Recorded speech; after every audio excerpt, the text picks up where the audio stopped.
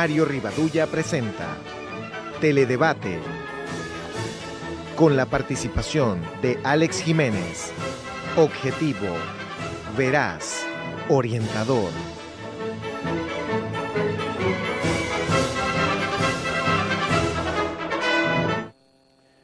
Muy buenas noches, sean todos bienvenidos como siempre a Teledebate, llegando a toda nuestra teleaudiencia a través de las diferentes frecuencias de Noticias 16. La frase de hoy en Teledebate: las mujeres tienen historias más profundas y batallas más arduas que los hombres. Esto lo dijo el famoso y laureado artista y productor de cine Clint Eastwood. Repasando la historia, la figura histórica de hoy de mayor relevancia es el líder agrarista mexicano Emiliano Zapata Salazar, nacido en San Miguel de Anenecuilco, en el estado de Morelos, el 6 de agosto del año 1879. Cansado de los abusos de que eran víctimas los campesinos, se alzó en armas el 11 de marzo de 1911 contra la dictadura de Porfirio Díaz y en respaldo de Francisco Madero. En mayo de ese mismo año dio a conocer el llamado Plan Ayala, mediante el cual planteaba distribuir las tierras de los hacendados entre los campesinos bajo el lema de "la tierra es del que la trabaja".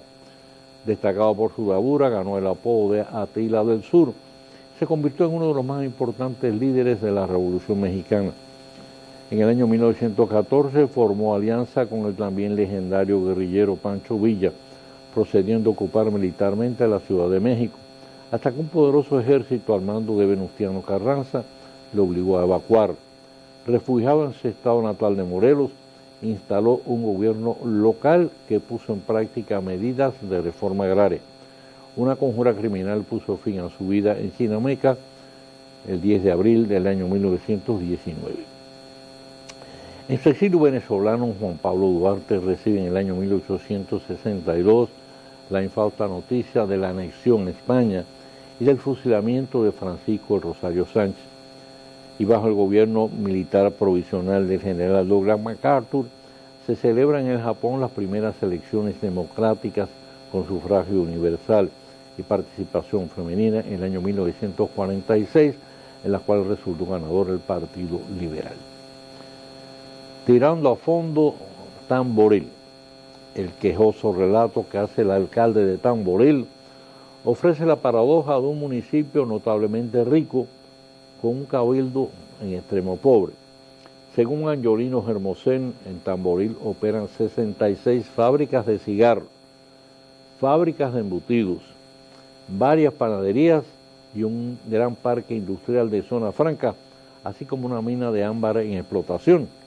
Pese a todo ese conjunto y volumen de actividades productivas, el subsidio que recibe el ayuntamiento es apenas 700,000 pesos mensuales, pese a lo cual se jacta de ser uno de los más limpios del país, cuya fórmula quizás debiera servir de referente y orientación a algunos cabildos del Gran Santo Domingo, que disponiendo de muchos mayores recursos se encuentran anegados de basura. La moraleja es que no siempre cuenta el volumen de medios disponibles, sino el uso eficiente y racional que se haga de los mismos, lo que naturalmente excluye el nombramiento de familiares y parientes, las botellas y las comisiones por la izquierda en las compras, servicios y contratos. Y la pugna interna en el seno del PLD sigue girando en torno a la posible aspiración del presidente Danilo Medina para un tercer periodo. Frente a esa posibilidad que muchos dan por segura, los diputados de la corriente danilista reiteran su oposición a una reforma de la Carta Magna para modificar el artículo que impide la postulación del mandatario. Y el INDRI advierte que la sequía no ha quedado atrás.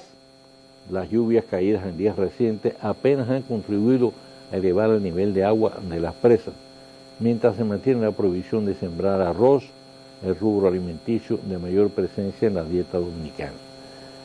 El mensaje es muy claro: hay que ahorrar agua, hay que hacer uso racional del agua. Y Puerto Plata, frente a las críticas y rechazo de la comunidad de Cofresí por la construcción del relleno sanitario que sustituirá el vertedero a cielo abierto de Puerto Plata, el alcalde Walter Musa asegura que el mismo se hará cumpliendo las más exigentes normas medioambientales. Basta esperar, si se usó la palabra, pues servirá para hacer desistir de las protestas. Y todo parece indicar que los turistas norteamericanos, reportados como desaparecidos, fueron víctimas de un accidente y no de un acto delictivo. Cuando al parecer cortos de tiempo para tomar el vuelo en que debían regresar a los Estados Unidos, creo que se podía ser tarde, perdieron el control del vehículo que habían rentado, se salieron de la autopista de las Américas y cayeron al mar en un lugar que dice que es bastante profundo y donde hay corrientes muy fuertes. El vehículo no ha podido ser extraído todavía. La información de unos pescadores sirvió de pista a la policía, que actuó con notable diligencia y eficacia. Si bien es de lamentar la pérdida irreparable siempre de vidas humanas, al menos el infortunado hecho no compromete la imagen de seguridad del país para los turistas estadounidenses. PRD, ¿hasta qué punto y con qué argumentos válidos pudiera el PRD sustentar una acción judicial contra los 3 magistrados del Tribunal Superior Electoral que votaron a favor de declarar de ilegal y dejar sin validez la asamblea que ratificó a Miguel Vargas Maldonado como presidente del partido al que sus opositores califican de dejacho apagado desde el 2017 hasta el 2021? Por otra parte, ¿será acaso basado en el criterio del juez Ramón Aristides Madera uno de los 2 votos disidentes del fallo, al que reputa de ilegal, ilegítimo, arbitrario, doloso e injusto, en cuanto se basó en un documento que considera fraudulento, falso, distinto al verdadero, engañoso y apócrifo? Aquí bien van a aplicar la conocida frase de no más palabras, magistrado. Salta a la vista que la obvia confrontación en términos tan duros conlleva a seria crisis en el seno del tribunal y deja en duda su credibilidad e imparcialidad. Al nuevo presidente de Indotel, Nelson José Guillén, además de su juventud, le acompaña la experiencia acumulada en los 14 años que lleva prestando servicio en la institución. Su reto principal será dar ejecución al ambicioso plan de apoyo al programa de la República Digital. Y aun cuando todavía Salud Pública no lo reconoce como epidemia, el solo hecho de que día a día en los hospitales pediátricos Rick Cabral y Hugo Mendoza ingresen de promedio 5 y 6 menores aquejados de dengue, obliga a mantenerse en alerta, al tiempo que insistir en la necesidad de poner en práctica el protocolo de prevención sobre las medidas a tomar por parte de la ciudadanía para evitar la proliferación del mosquito transmisor. Bien, antes de mirar el cambio, pues, y tener la pausa para recibir en este debate de nuestro huésped de hoy, pues tenemos aquí una información muy interesante del Centro León. El Centro León, que para este jueves anuncia el concurso de arte Eduardo León Jiménez como parte de su obra Cuerpos de la Desaparición. Soraya Abu Nabá invita a mujeres a participar en esta acción performática. Las artistas crearán en la sala las siluetas de quienes accedan a participar con el objetivo de completar la representación de la tasa de feminicidios ocurridos en el país en el año 2018. Hacemos la pausa y retornamos.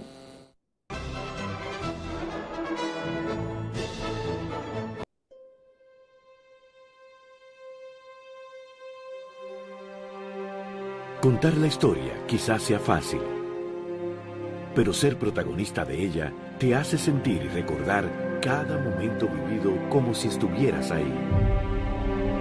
Ver nacer y crecer cada proyecto, cada espacio físico, cada sueño, ha sido de gran satisfacción para todos nosotros.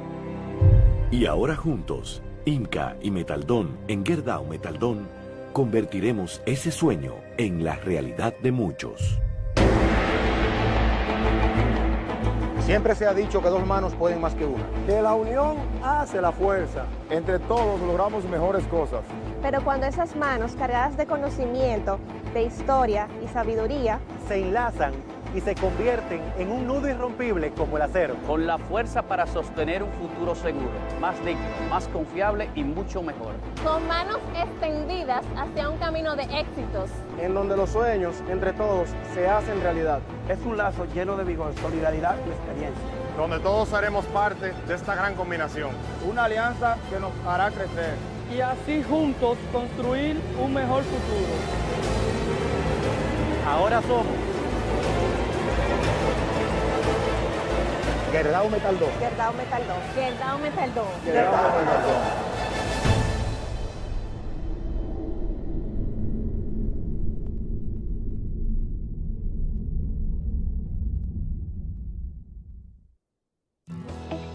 El Banco Central mantiene la estabilidad de precios. Es su misión principal, establecida en la Constitución de la República Dominicana y la Ley Monetaria y Financiera número 183-02. Los precios estables protegen el valor del dinero de las personas y las empresas, dan certidumbre al mercado y facilitan el comercio. Banco Central de la República Dominicana, por la estabilidad y el crecimiento. Desde el año 2012, el gobierno dominicano ha facilitado al sector privado el desarrollo de inversiones en el sector eléctrico nacional. En estos 6 años han entrado al sistema 810 megavatios de inversión privada, de los cuales el 53% es energía renovable. A esto se agrega el aporte adicional de hidroeléctricas y microhidroeléctricas y los 752 megavatios brutos que aportará Punta Catalina de inversión estatal para un total de 1.575 megavatios. Grandes avances que garantizan al país menos dependencia del petróleo y la reducción de los costos de generación. CDEE, iluminando en el presente para el futuro del país. Los que quieren seguir creciendo. Los que enseñan el valor de pensar en el mañana. Los que guardan para superar nuevos retos. Los que piensan en los que vendrán. En Banreservas tenemos una cuenta de ahorro para todos. Abre ya tu cuenta y acércate a todo aquello por lo cual ahorras. Aquí estamos para ti. Planifícate, ahorra, crece. Banreservas, el banco de los dominicanos. Muévelo, muévelo, muévelo. Mi chocolate, muévelo, muévelo, muévelo. Empieza el día con tu chocolate. Toma la energía que te saca adelante, con agua o con leche, lo pide la gente, tómalo con ánimo y se siente diferente. Embajador, muévelo, muévelo, muévelo. Embajador. Chocolate Embajador, en cada taza, lo mejor de nosotros. Embajador. Un producto Cortés Hermanos.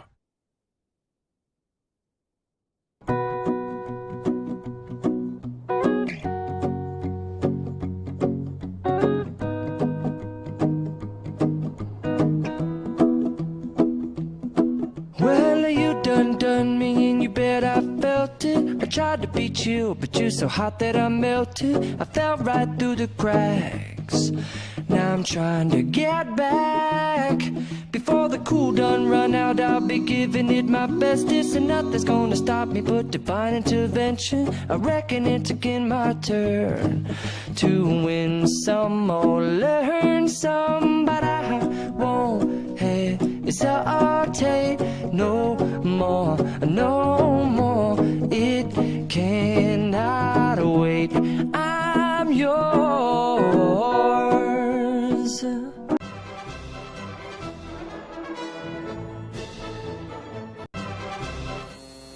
Bien, con nosotros hoy en Teledebate, pues Esteban Delgado, destacado economista, quien además es director del área de comunicaciones de la Corporación Dominicana de Empresas Estatales de Electricidad. Bienvenido, Esteban. Bueno, ahí leímos la buena noticia de que ya la planta número 1 de Punta Catalina, que todavía está en fase de prueba, tengo entendido, pero ya está generando 300 megavatios. El techo de la planta es 360, tengo entendido, ¿no? Sí, efectivamente, el techo de la planta son 360 megavatios, alrededor de 360 megavatios. Su condición óptima debe ser de 337 megavatios en términos nominales, pero puede llegar a generar hasta 360 megavatios. La verdad es que en la Corporación Dominicana de Empresas Eléctricas Estatales hay un nivel alto de satisfacción con lo que ha estado ocurriendo. Recordamos que la primera sincronización prueba de turbina y de generador de la central termoeléctrica Punta Catalina de la primera unidad se realizó el 27 de febrero, justo cuando justo el día que el presidente Danilo Medina pronunció su discurso de rendición de cuentas. Y ese día la planta generó 36.5 megavatios, se colocó en el sistema. Luego entonces ha venido entrando y saliendo del Sistema Eléctrico Nacional Interconectado del CENI de manera constante, porque como se está en fase de prueba... Esteban, que dice entrando y saliendo. ¿Cuál es la razón de que entre y sale? Bueno, porque la planta ellos la introducen al sistema, los técnicos. Entonces la planta va generando, por ejemplo, 36.5 la primera vez, luego va aumentando 40 megavatios, 50 megavatios. Si detectan algún tipo de anomalía, vuelven y la sacan, corrigen cualquier anomalía, porque por eso es un proceso de prueba, y vuelven otra vez, la entran para que supere los 50, 60, 70, ya va por 80. Entonces si a los 80 presenta también algún tipo de situación, vuelven otra vez, la apagan, vuelven otra vez. Entonces van subiendo en la medida en que la propia unidad va resistiendo ese aumento, porque hay que recordar que primero que se trata de un proceso de pruebas, de que es una unidad de generación nueva, y segundo que va operando primero también con full oil y luego se le va inyectando carbón a través de a través de la caldera. Se le va inyectando carbón para producir vapor con base en carbón mineral y no con base en full oil, y eso se hace a través de los molinos. Ya hay en este momento, por ejemplo, esa unidad tiene 4 molinos de carbón y ya tiene 3 operando, y la otra parte se suple con full oil. Entonces por eso es que va entrando y saliendo. Sin embargo, en la medida en que se va avanzando en cuanto a la cantidad de megavatios, también va extendiéndose el tiempo en línea.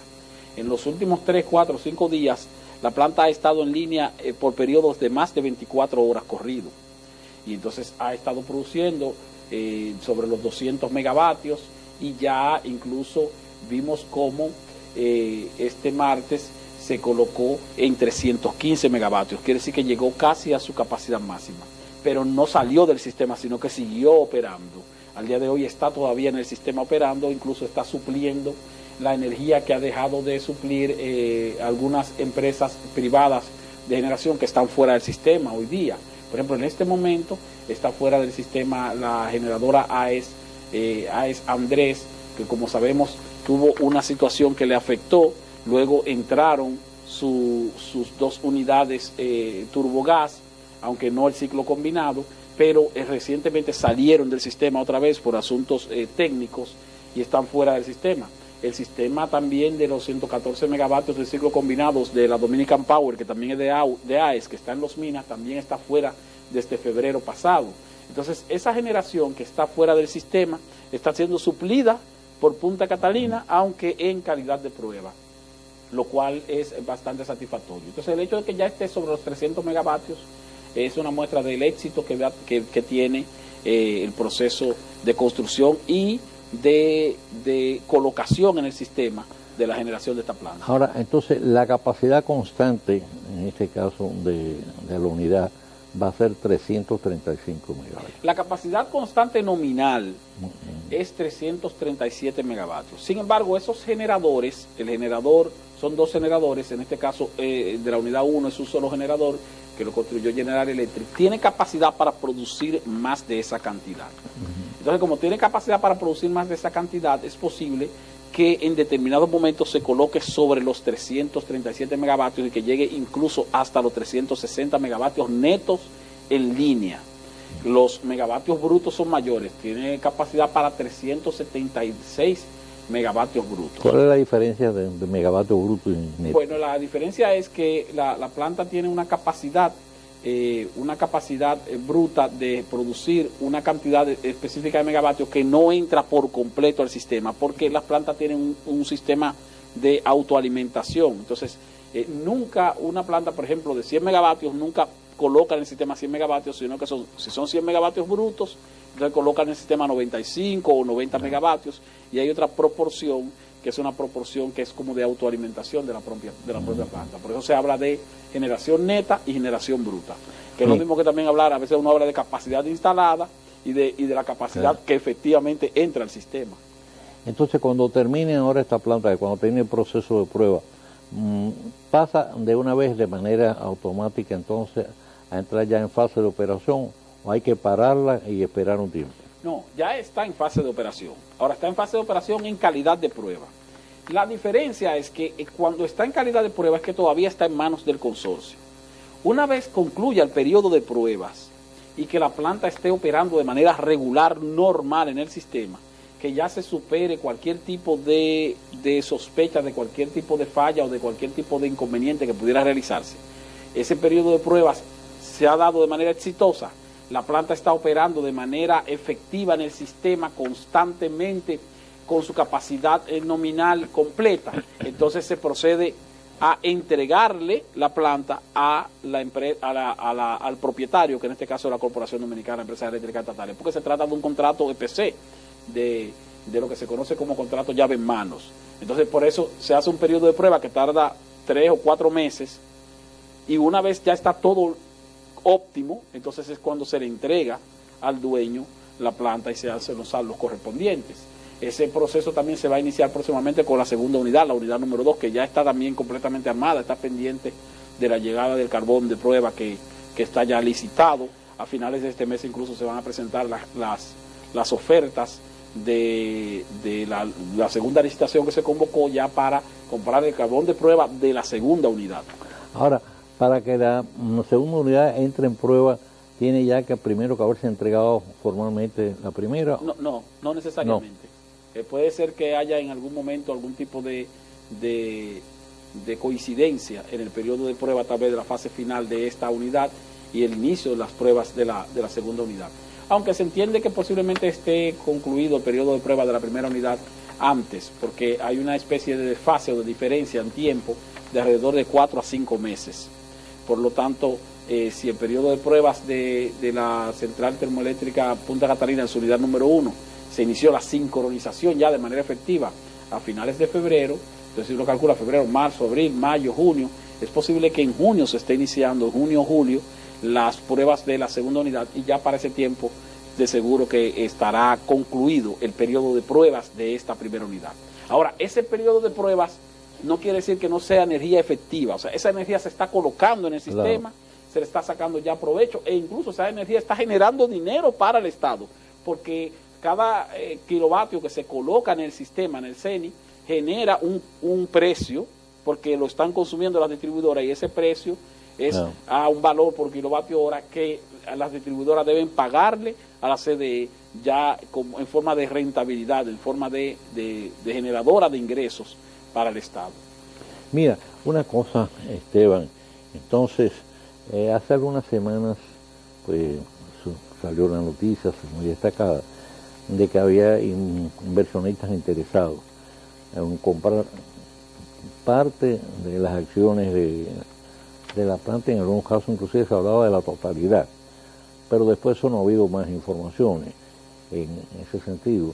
¿Es que se han paralizado ese tipo de interés o no hay nada nuevo? No, lo que pasa es que ya se está manejando en otro escenario.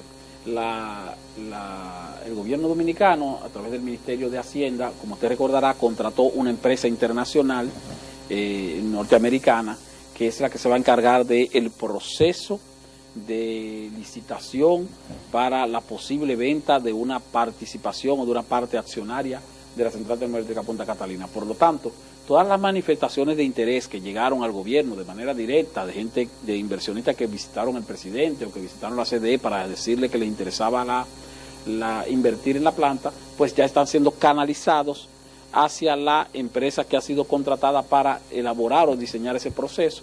Y entonces una vez esa empresa concluya me imagino que con los términos de referencia para el proceso de licitación, que haga la convocatoria, entonces todas las ofertas o propuestas irán directamente hacia ese ente que fue contratado por el Ministerio de Hacienda. Claro, eso se ha de tomar tiempo, porque de todas maneras se está en los preparativos, pero es lógico que no va a haber un proceso de licitación formal de una planta que todavía no está operando de manera regular. O sea, uno se imagina que ese proceso se desarrollará cuando ya la planta esté operando de manera óptima, sus 2 unidades, está generando energía y que entonces ya los inversionistas pueden hacer una estimación de costos y beneficios hacia el futuro. Pero ya está definido en ese sentido cuál va a ser la posición del Estado, si es desprenderse de la totalidad de la planta o simplemente recibir, poner parte de las acciones en manos del sector privado. Hasta ahora el gobierno ha mantenido la posición de que estaría en la disposición de poner en manos del sector privado hasta el 49% de la planta. Mantener el control. Y mantener el control en cuanto a la mayoría accionaria.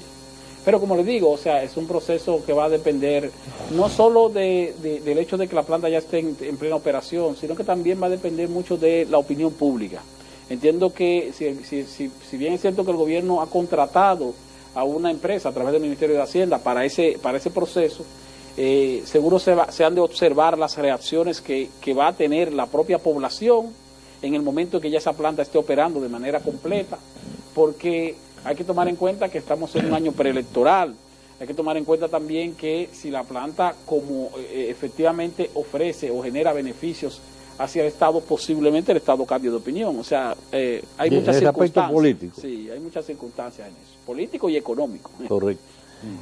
Bueno, mira, ayer creo que fue que se puso en operación la primera etapa de una planta eólica en Montecristo, con una capacidad de generación inicial de 50 megas, pero en el acto tengo entendido que se habló de que consiste el proyecto en 4 etapas y que cuando estén culminadas las 4 etapas está produciendo 200 megas de energía eólica limpia. Ese proyecto, esa empresa, sí, el proyecto creo que se llama el proyecto Aguas Claras, si no me equivoco. Ese proyecto va a generar actualmente 50 megavatios de energía eólica. Ahora ellos tienen en planes expandirse y esa expansión pudiera llegar a los 200 megavatios. Pero un elemento importante sobre eso también, don Mario, es el siguiente. Mire, en el año 2012, aquí había como capacidad instalada de energía renovable no hidráulica, porque las hidráulicas son del Estado. Energía renovable no hidráulica, había una capacidad instalada de apenas 33 megavatios. Hoy día, con la entrada de esa reciente inauguración, hay una capacidad instalada de 410 megavatios. Wow. 410 megavatios de energía eólica, energía solar y de biomasa, que hay una planta aquí de biomasa que está ahí en San Pedro de Macorís. Pero principalmente eólica y solar. Y están en proyecto, en construcción actual, no en el libro, sino que están siendo desarrollados actualmente varios proyectos que han de llevar la capacidad instalada de 411 en la actualidad a 605 megavatios de aquí a el próximo año 2020. O sea que en un periodo de 8 años, el gobierno del presidente Danilo Medina ha desarrollado una estrategia a través de la CDEE y de la Comisión Nacional de Energía, una estrategia de incentivo y al mismo tiempo de agilización de los proyectos de inversión privada en energías renovables, a tal punto que se habrá logrado en un periodo de 8 años aumentar la capacidad instalada de energía renovable no hidráulica en 600 megavatios. Eso se sumaría a la capacidad instalada de energía hidráulica, que también es de alrededor de 600 megavatios, aunque su producción neta es de 250 megavatios, porque usted sabe que depende de los niveles de agua de los embalses. Pero fíjese que en un determinado momento, ya para el próximo año, nosotros estaremos produciendo con energías renovables, con fuentes renovables, alrededor de 850 megavatios, entre la energía que aportan las hidroeléctricas del Estado a través de la empresa EGID, empresa generadora de hidroeléctrica dominicana, y de los más de 600 megavatios que estarán disponibles y produciendo de inversión privada de aquí a el próximo año. Que no estamos hablando de un anuncio, estamos hablando de una realidad que ya está en 410 megavatios y faltan todavía por entrar al sistema 190, 195 megavatios que están en proceso de construcción. ¿Cuántos megavatios es lo que requiere el consumo del país? El consumo en la República Dominicana, en términos de megavatios de la demanda regular, es de alrededor de 2.400 megavatios. alrededor de 2.400 megavatios. Eso es lo que generalmente colocan en redes las distribuidoras en momentos de mayor consumo. Claro, a eso habría que agregarle el consumo que tienen, por ejemplo, los circuitos aislados en la República Dominicana, como es el caso de la compañía eléctrica de Punta Cana, Macao, o de Romana Valladolid, en Valladolid, o de la misma que opera en Samaná. En Puerto Plata creo que también hay un circuito aislado. O sea, cuando uno agrega el consumo de esas empresas generadoras que ofrecen servicios principalmente en las zonas turísticas del país, entonces tendríamos que el consumo en la República Dominicana pudiera rondar los 2.600 megavatios. Pero a nivel de las distribuidoras del norte, de sur y de este, generalmente en horas pico se puede colocar en 2.400 megavatios. Tenemos una capacidad instalada mucho mayor, pero de muchas plantas que no están en operación, que de manera efectiva no entran al sistema. Ahora, con la entrada de Punta Catalina, con la entrada de esos 600 megavatios a los cuales le hago referencia, de otras inversiones privadas que ha habido adicionales, como fue el ciclo combinado de AES en Los Minas, se tiene entendido que la cantidad de generación que tendremos en un periodo de 8 años, de generación nueva, de inversión tanto pública como privada, llegaría a los 2.000 megavatios adicionales a los que teníamos en el pasado. Bueno. Por lo tanto, va a haber una sustitución de mucha generación poco efectiva, principalmente de plantas viejas que operan con full oil como derivado del petróleo y que tienen muy elevados costos. Y van a ir siendo, una parte serían saliendo del sistema desplazadas, pero otras también están en proceso de conversión a gas natural para ser competitivas y seguir operando en el sistema. El caso, por ejemplo, de la generadora de la compañía eléctrica San Pedro de Macorís, la que se conoce como Coyentris, que ya tiene incluso un acuerdo con el gobierno dominicano a través de la CDE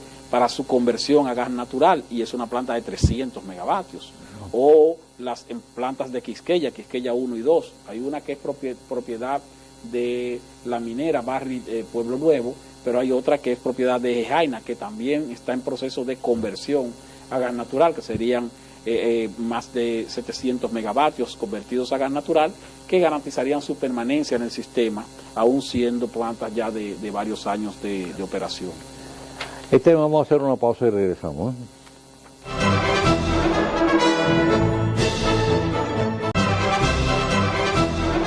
Impresionante. Yo siempre hacía todo en la sucursal tradicional y en esta aprendí que puedo hacer muchas cosas desde mi casa. Incluso me invitaron a una charla de finanzas con propósito para aprender a manejarme financieramente. Soy un duro ya. Solo usaba Telebanco para consultas. Pero hoy aprendí a pagarlo todo usando el app y te pago. En una mesa con diferentes celulares, tabletas. ¡Una maravilla! Ven a vivir la experiencia de la banca del futuro. Centro Digital Popular, Downtown Center, tercer nivel. Popular, a tu lado siempre. El Ministerio de Industria, Comercio y MIPYMES avanza en la facilitación de negocios dentro del programa República Digital. Incorporamos 18 nuevos servicios a nuestra ventanilla virtual, elevando a 77 las facilidades colocadas a tan solo un clic desde su casa u oficina, ahorrando tiempo y dinero a nuestros usuarios desde cualquier punto del país. Mi nombre es Janet Hernández, soy la presidenta del Centro Ecológico Jaragua. Mi nombre es Neri Castillo. Deco2Love se dedica a lo que es la planeación y decoración de eventos. Constituir una compañía era bastante difícil. Bueno, había que trasladarse a Santo Domingo. Y el costo era mucho dinero. Ahora simplemente entro a la computadora. Y está listado de todas las cosas que se necesitan traer. Y uno simplemente va cotejando y va preparando su documentación. Es fenomenal, es ágil, ayuda a que la gente pueda avanzar. Eso ha sido fabuloso para nuestro centro ecológico. Vale la pena, claro que vale la pena. Ministerio de Industria, Comercio y MIPYMES. La violencia intrafamiliar puede ser psicológica, verbal o física. No la aceptes. Haz la denuncia. Déjate acompañar. No te quedes con la orden. Coméntale a los demás miembros de tu familia. Y en tu trabajo. No a la violencia. Queremos familias sanas e integradas. Demandamos más protección, asistencia integral y seguimiento de todos los autores del sistema. No más violencia contra las personas.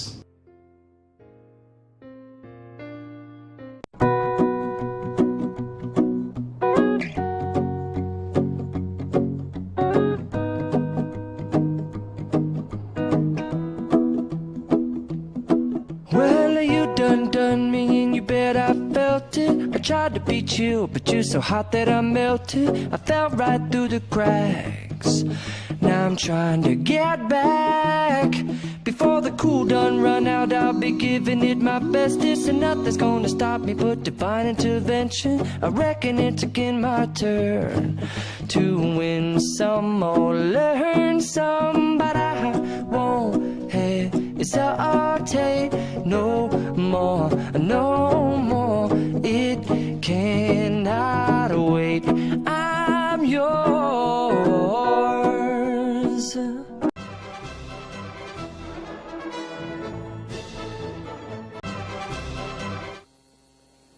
Bien, Esteban, como tú eres economista, puedo hablar un poco de economía, si te parece. Oh, sí, podemos hablar del tema económico. Todavía está, yo creo, bastante fresco el informe que rindió la Comisión del Fondo Monetario Internacional, que estuvo recientemente en el país, y viene periódicamente, no estamos intervenidos por el fondo, pero viene periódicamente pues a revisar el comportamiento de la economía. Me dio la impresión en ese momento, yo no soy economista lógicamente, pero por lo que estuve leyendo, que el informe fue bastante favorable sobre el comportamiento de la economía dominicana, que tenía como lógicamente al final ciertas observaciones que ya son tradicionales, advirtiendo sobre todo el problema del endeudamiento. ¿Cuál es tu impresión en ese sentido? Efectivamente, el fondo fue muy diplomático. El documento que emitió la misión que encabezó el Fondo Monetario Internacional recientemente de la República Dominicana fue bastante diplomático, pero no dejó de mencionar elementos que, como quiera, llaman a preocupación. Y se hizo la previsión en ese momento de que la economía dominicana pudiera estar creciendo en alrededor de un 5.5% durante este año. Y recientemente el propio Fondo Monetario Internacional, ya de manera global, emitió un informe de previsión de crecimiento en los países de América Latina, y apenas esta semana, y bajó la previsión de crecimiento, la proyección de crecimiento de la República Dominicana a 5.1%. Como quiera que sea, es crecimiento por encima del 5% y es un crecimiento favorable. Ahora, dentro del documento que emitió el Fondo Monetario Internacional para referirse a la República Dominicana a propósito de la evaluación reciente que hizo, sí ciertamente hizo una advertencia importante, y era la que hacía referencia a que, dado que el gobierno dominicano no ha implementado una reforma tributaria que permita un aumento o un incremento de los ingresos del Estado a través de una ampliación de la base imponible de algunos impuestos, dado que el gobierno dominicano no ha implementado un proyecto de mejoría de la calidad del gasto público, dado que el gobierno dominicano no ha iniciado un proceso de reforma que implique también la revisión de los incentivos o las exenciones a determinados sectores productivos del país en el área privada, y dado que el gobierno dominicano no ha implementado otras reformas necesarias para la operatividad del Estado, entonces se prevé que en el mediano plazo continuará aumentando el endeudamiento público. Fíjense de qué forma lo plantea el Fondo Monetario Internacional. O sea, dice, tú no has hecho esto, no has hecho esto, no has hecho esto y no lo vas a hacer, principalmente una reforma tributaria. Bueno, y hace referencia también a la reducción de gastos del sector eléctrico, la necesidad de que se reduzcan los gastos en el sector eléctrico por el subsidio. Entonces, como el gobierno no ha hecho una reforma tributaria para ampliar la base imponible de los impuestos, para aumentar sus recaudaciones, como no ha mejorado la calidad del gasto, como no ha eliminado algunos incentivos o exenciones al sector privado y no ha reducido de manera efectiva los gastos en el sector eléctrico, entonces seguirá endeudándose. O sea, seguirá aplicando la misma medicina, la medicina del endeudamiento, que es una medicina que en términos de sostenibilidad le ha dado muy buenos resultados al gobierno actual del presidente Danilo Medina e incluso al gobierno anterior del presidente Leonel Fernández en 2 periodos consecutivos. Sin embargo, ya el nivel de endeudamiento público está en posiciones, o se ha colocado muy alto. Nosotros tenemos una deuda del sector público no financiero que llega al 40% del Producto Interno Bruto. Y cuando agregamos la deuda del sector público financiero, es decir, la deuda consolidada del Estado, incluyendo los certificados del Banco Central, entonces la deuda pública, interna y externa, llega a un 54% del Producto Interno Bruto en este momento, por ejemplo, al cierre de febrero.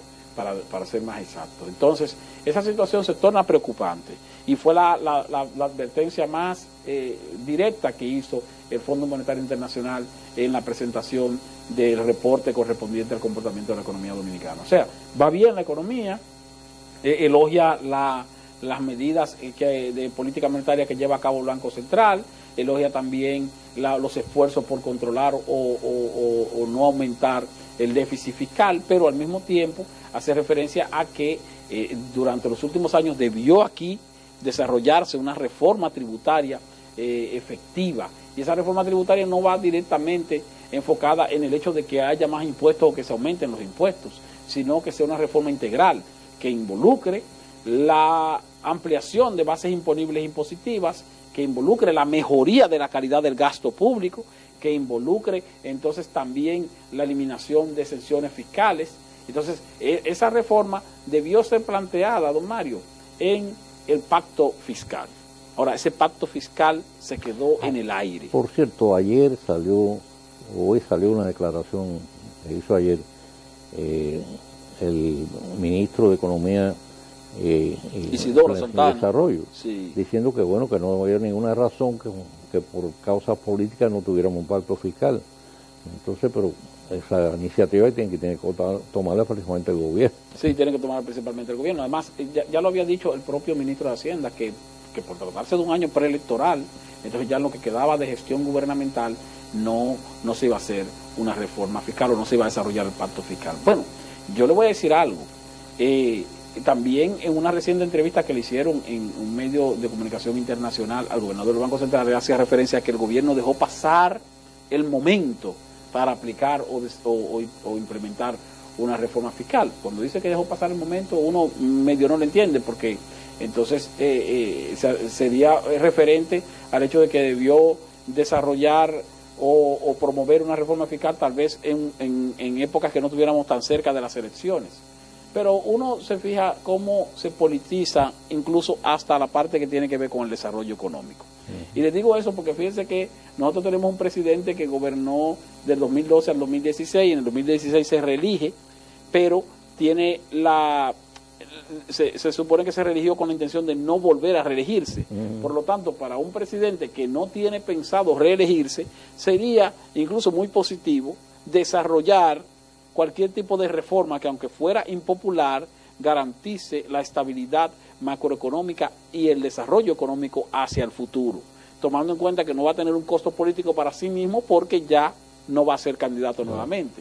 Pero en la República Dominicana siempre la posibilidad de buscar una reelección se queda en la mente de los funcionarios que rodean a los gobernantes y de los propios gobernantes, aun cuando haya un impedimento legal. O sea, eso nunca se descarta, y al nunca descartarse, entonces siempre se toma en cuenta a la hora de tomar medidas importantes, en este caso como una reforma tributaria. Ahora hay un aspecto importante también al margen de la reforma fiscal, y es eficientizar el cobro, porque las mismas autoridades fiscales y el ministro de Hacienda también lo reiteró recientemente, dicen que los niveles de evasión son elevadísimos.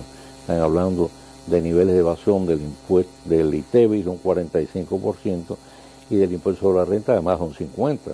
Entonces se supone que en la medida en que se logre eficientizarse el cobro de ambos impuestos, pues habrá de mejorar el nivel de la presión tributaria, que ya mejoró ligeramente al 14%, pero lógicamente en la medida que tú logres obtener, en este caso, más recursos cobrando a la gente que no paga, pues la presión tributaria aumentará.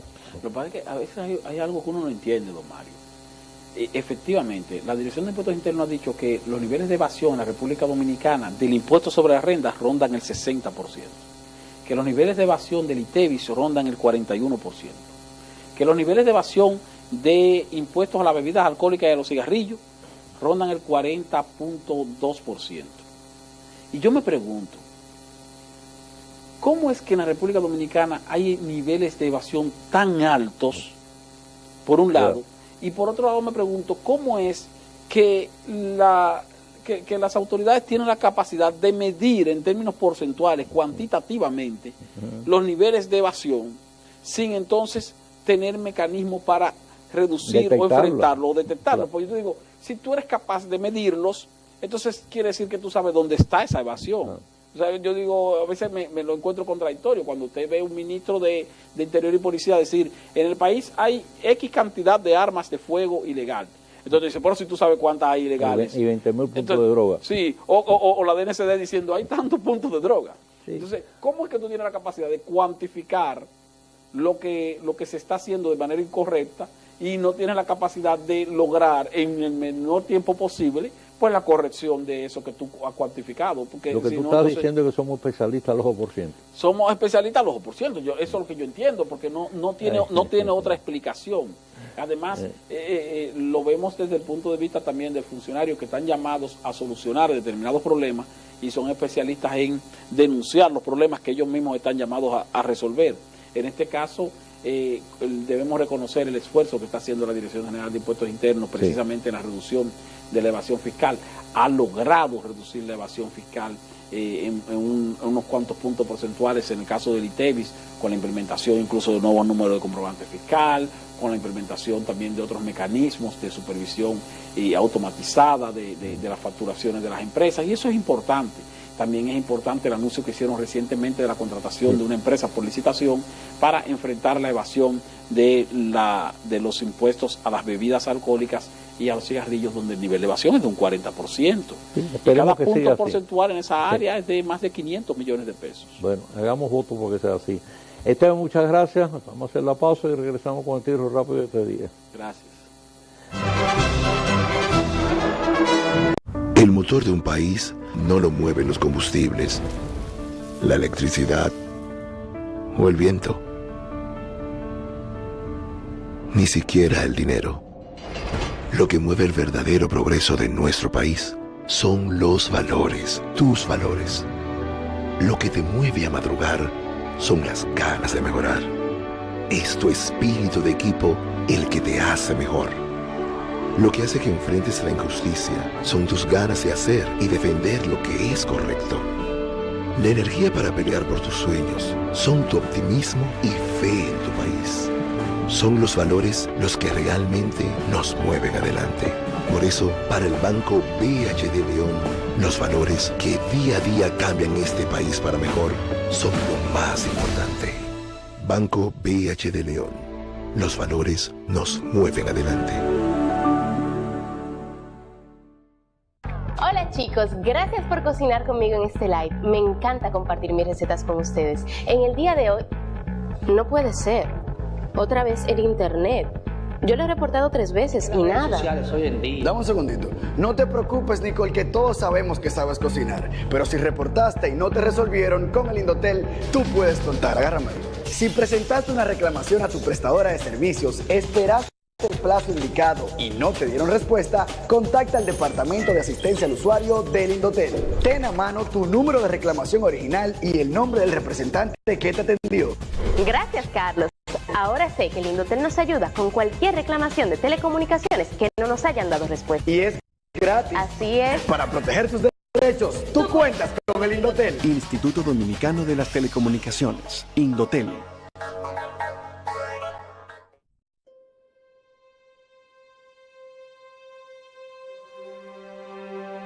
Contar la historia quizás sea fácil, pero ser protagonista de ella te hace sentir y recordar cada momento vivido como si estuvieras ahí. Ver nacer y crecer cada proyecto, cada espacio físico, cada sueño, ha sido de gran satisfacción para todos nosotros. Y ahora juntos, Inca y Metaldón en Gerdau Metaldón, convertiremos ese sueño en la realidad de muchos. Siempre se ha dicho que 2 manos pueden más que una. Que la unión hace la fuerza. Entre todos logramos mejores cosas. Pero cuando esas manos cargadas de conocimiento, de historia y sabiduría se enlazan y se convierten en un nudo irrompible como el acero. Con la fuerza para sostener un futuro seguro, más digno, más confiable y mucho mejor. Con manos extendidas hacia un camino de éxitos. En donde los sueños, entre todos, se hacen realidad. Es un lazo lleno de vigor, solidaridad y experiencia. Donde todos haremos parte de esta gran combinación. Una alianza que nos hará crecer. Y así juntos construir un mejor futuro. Ahora somos Gerdau me tardó. Gerdau me tardó. Gerdau me tardó. Gerdau me tardó.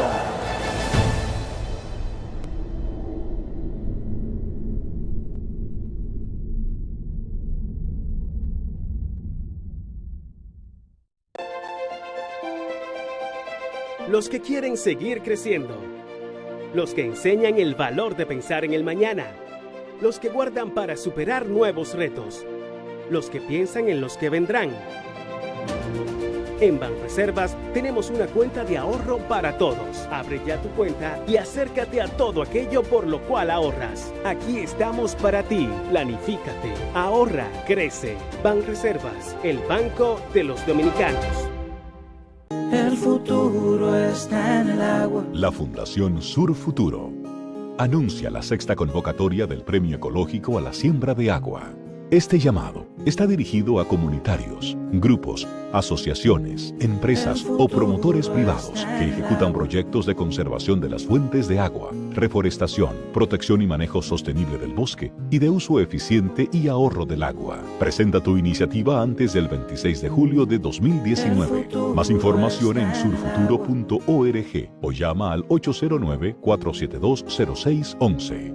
Bebamos hoy del ejemplo. Sur Futuro, que nos abriendo brinda surcos de esperanza. nuestra gente.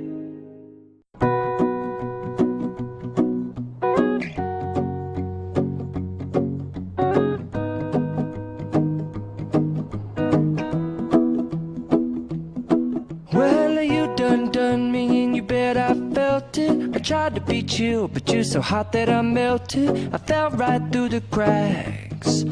Now I'm trying to get back. Before the cool done run out, I'll be giving it my best. This and nothing's gonna stop me but divine intervention. I reckon it's again my turn to win some or learn some, but I won't hesitate no more, no more. It cannot wait. I'm yours.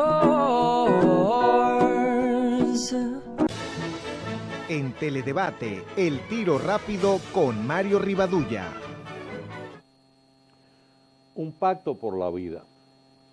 No puede resultar más sugestivo el lema de un pacto por la vida, escogido para identificar el operativo de prevención y seguridad que está organizando el Comité de Operaciones de Emergencia con vistas al mini feriado de la Semana Santa.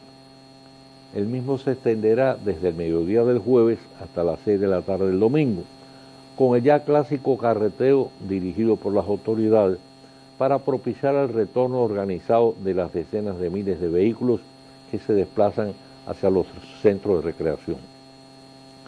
Cada uno de los 3 operativos que anualmente se llevan a cabo con motivo de las festividades de la Semana Mayor, la Navidad y el Nuevo Año, representa una costosa y compleja logística de recursos humanos, materiales y técnicos.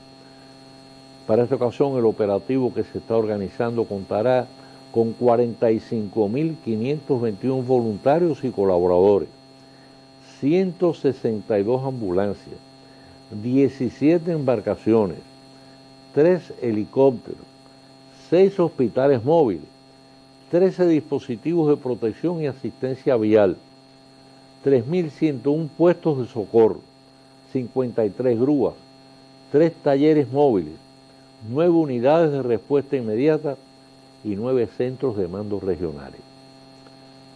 Pero será preciso además mantener personal policial y de salvamento permanente en las numerosas playas que reciben cientos de miles de vacacionistas a fin de mantener el orden y prestar auxilio a los bañistas en caso de peligro. De igual modo, en los más de 200 balnearios que han sido clausurados, a fin de velar porque la prohibición de usarlos, por el riesgo que conlleva, no sea violada, como ha ocurrido en alguna ocasión anterior con lamentables y trágicas consecuencias. Siempre al final de cada feriado se rinde cuenta de la cantidad y diversidad de accidentes, el número de víctimas fatales y lesionados y las causas que lo provocaron. El número de los primeros puede aumentar en días posteriores cuando fallecen debido a la gravedad de las heridas que sufren. Y de los que sobreviven, no pocos deben pasar por un prolongado periodo de hospitalización. Y los menos afortunados arrastrar como secuela distintos grados de discapacidad. No se ofrecen datos, sin embargo, del costo que representa el montaje del operativo, ni posteriormente del gasto médico que conllevan las atenciones a los lesionados, ni del internamiento y el proceso de recuperación. Obviamente que la pérdida de vidas humanas por su carácter irreversible y la secuela del daño emocional que origina en el seno de las familias afectadas y el impacto social que provoca, constituye el dato de mayor relevancia. Pero no excluye, sin embargo, el hecho de que se contabilice y dé a conocer el costo material, en tanto se trata de recursos de carácter público. Por lo demás, solo queda reiterar por nueva vez la exhortación a los vacacionistas para que disfruten del feriado sin incurrir en excesos, que en un pocos casos afectan la salud y hasta llegan a comprometer la vida misma. A los padres que cobren cabal conciencia de velar por la protección de sus hijos menores y en modo alguno incurrir en la falta moral y delito penal de facilitarles ni permitirles la ingesta de bebidas alcohólicas. A todos los vacacionistas que se comporten de manera racional y a los choferes y en particular a los motoristas, insistirles una vez más, conducir con prudencia y respeto a las normas del tránsito para evitar accidentes tan a menudo fatales. Que impacto por la vida, más que un simple lema, se convierta en una norma de conducta, recordando que es una sola, carece de repuesto y cuando la perdemos lo es de manera inexorable e irrecuperable. Mañana volveremos a estar nuevamente con ustedes, Dios mediante, en Teledebate. A continuación, pues les invitamos a ver el próximo programa de Noticias 16. Mario Rivadulla presentó Teledebate con la participación de Alex Jiménez. Objetivo, veraz, orientador.